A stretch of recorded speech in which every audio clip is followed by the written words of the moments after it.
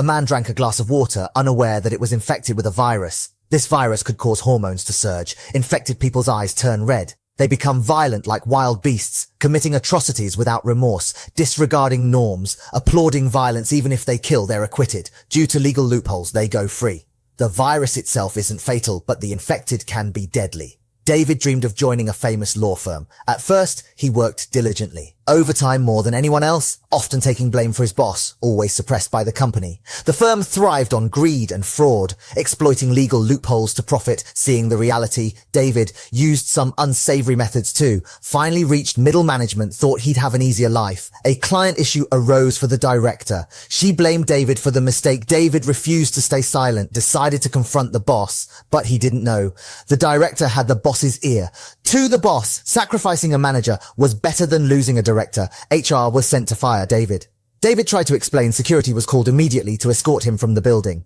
Just then, armed troops appeared outside, forcing everyone back inside. The building was quickly sealed. 6th. They detected the red-eye virus inside. Urgent quarantine was needed. Using the ventilation system, they released a neutralizing agent, but for full decontamination. It would take 8 hours minimum, meaning for 8 hours. The building was lawless. People started getting sick, red-eyed. They attacked David. The virus in him activated. He grabbed broken scissors, stabbed an attacker's foot, struck their throat hard, knocked them to the ground.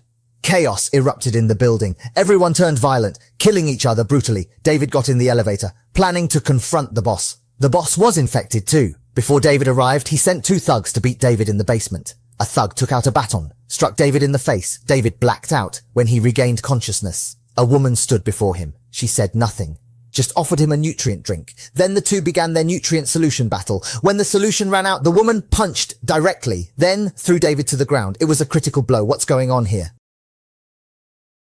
Turns out Chunhua is a company customer, but was framed by a female shareholder. The bank wants to foreclose her house.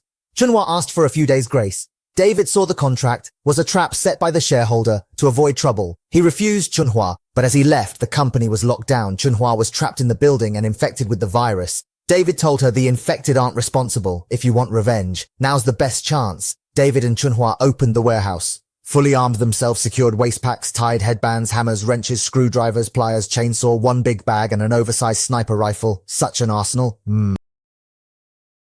Smells like action. The countdown begins now. They have 6 hours left. The building has 9 floors. Starting from the 6th floor, access cards are needed to enter 6th floor. HR manager has a level 2 access card, can go up 1 floor. 7th floor, Black Sister's level 3 card can access the top floor. The two agreed and began climbing. They first reached the 6th floor, found the HR manager. Chunhua took a shot, nearly hit him. The manager hid in his office. David used a cart, repeatedly rammed the door. 2 guards rushed over, used stun guns, directly took down Chunhua. Things looked bad. David dodged the attack, quickly escaped. The manager kicked Chunhua's stomach. It was a fierce blow. The guards were still searching. David snuck up from behind, expertly used a screwdriver, stabbed their thighs, blocked stun guns with a board, pulled out the screwdriver, went for the throat, then pulled up. Chunhua kicked open the door, boldly asked a question.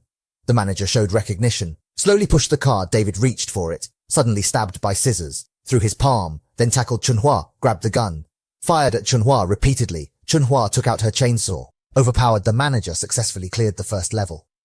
The boss panicked completely. He issued an order offering $500,000 for David's head, told Black Sister to destroy the card and promote him to shareholder.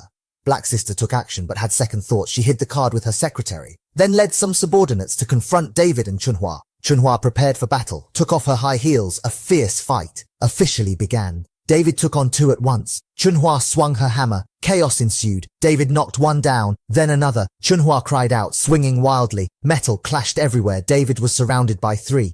But he didn't give up with a headbutt. He broke free after intense fighting. They entered Black Sister's office. Seeing her expression reminded me of someone. If you know who, comment below to tell me. David demanded the access card, but the secretary threw him a piece of lettuce instead. Chapter 6.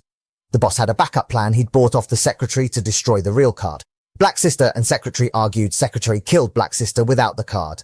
The two could only console each other. After they calmed down, David pulled up his pants and ran. Chapter 6. Love's power inspired David. He thought of a new plan. Through Chunhua's love, he found the company's IT manager. This longtime IT director had his own grievances. David approached him without much discussion. He agreed to help David, using hacking techniques to infiltrate the shareholder's computer, copied all important data, and deleted files from